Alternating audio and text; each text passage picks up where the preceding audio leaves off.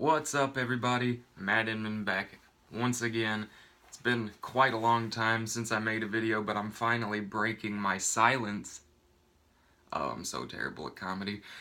Yeah, this is a really important film that I really felt like I needed to talk about, and it is Martin Scorsese's Silence. Saw this movie about 2 or 3 weeks ago, and I've really been trying to let it digest and really formulate my full opinion, and I think I finally got it down, and I'm ready to share it. Basically, Silence is the new Martin Scorsese flick, and it's a film revolving around two Jesuit priests who are basically going into hostile feudal Japan in the 17th century to find their mentor, Father Ferreira, who is basically, the rumor is he's committed apostasy, which is really the defilation or really the abandonment altogether of religion or your faith. And really, it's their journey into Japan to find him and maybe help a few faithful along the way. And wow, I really fucking love this movie, guys.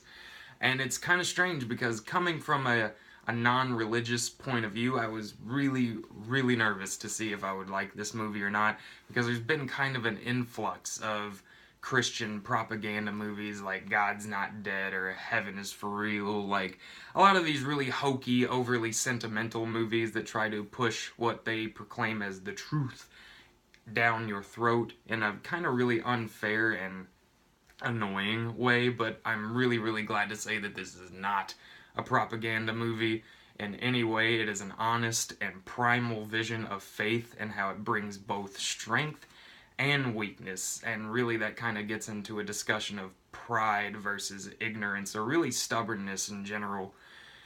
And just, it's a profound character study, really, in the end, is what it is. You've got your two Jesuit priests, played by Andrew Garfield and Adam Driver, and it really looks into the concepts of religion as a spark of conflict. Does it really bring as much peace as we think it does? Because it's really a lot of arguments over faith in this country, in Japan right now. In this movie, people are killing each other over religion or torturing each other over religion, and it really brings that discussion: is religion as peaceful as we think it is?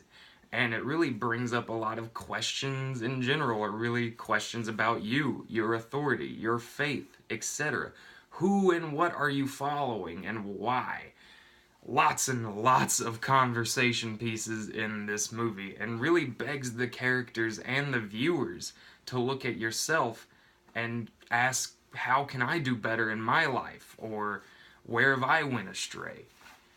It's a very impactful movie, and it does it very well, and it's fucking 3 hour long time, and damn sure better.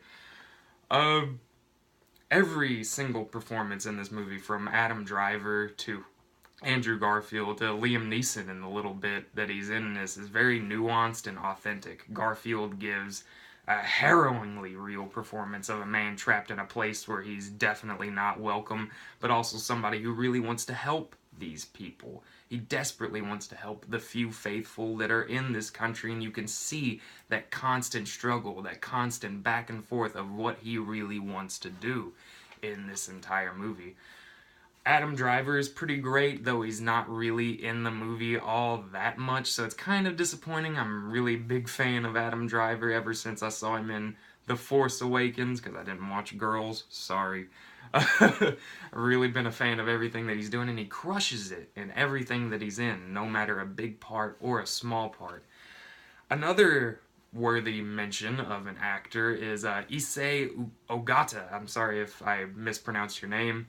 Sorry about that. He plays a very good role as the Inquisitor, really the enforcer of the law of the land in this place that they're visiting in Japan, and he gives probably one of the best performances of the movie, right behind Adam Driver, who should have been nominated for this movie. I haven't seen Hacksaw Ridge, so maybe he deserves that nomination for that movie more, but I really loved his tortured performance in this movie.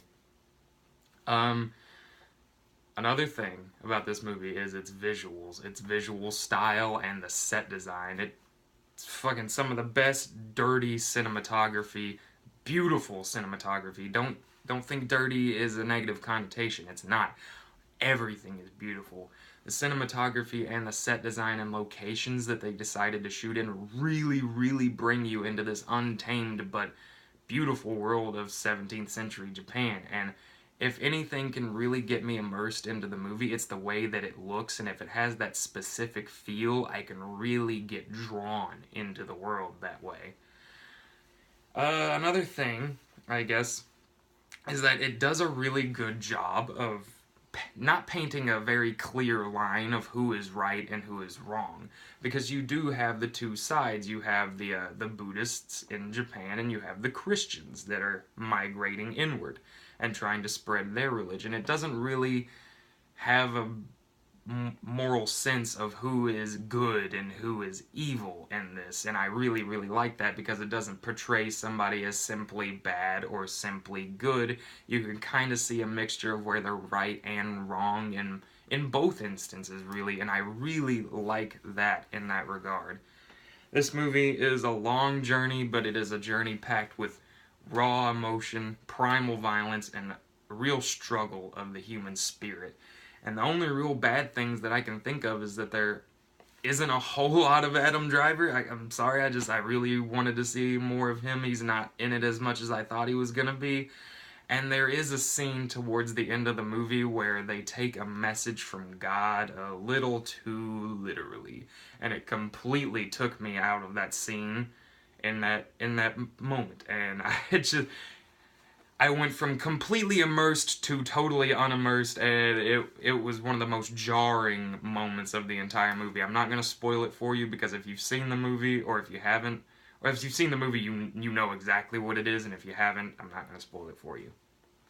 Overall, Silence is a super long, harrowing, and quiet journey, hence the title, but in the midst of that quiet, you will find it filling with questions and conversations about life, death, yourself, the world around you, faith, and so much more. I found myself questioning and conversing in my head about so many different topics that were brought up in this movie, not even really directly, just things that were conjured up in my mind while watching this movie, and I really love it whenever a movie can do that.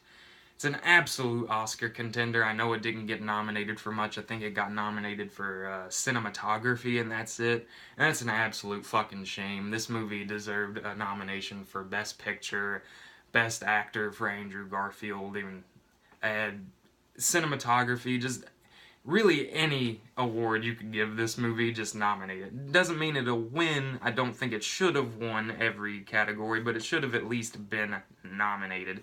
And it definitely shows Scorsese's continued dominance over the 2010s with movies like Wolf of Wall Street, Hugo, and now this fucking masterpiece.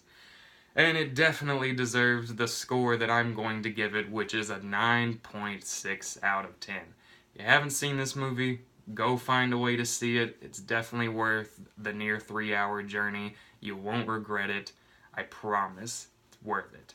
Anyway, guys, that's my review of Silence. Sorry if I seemed a bit rushed. I am a bit nervous. It's been a long time since I've done this, but I really hope you enjoy the review. There's going to be lots of reviews coming. I'm going to try and review all of the Best Picture nominees before the Oscars get here, so I've got like 7 or 8 more movies to go, so that's going to be real fun. Anyway, guys, you guys take care. See you later.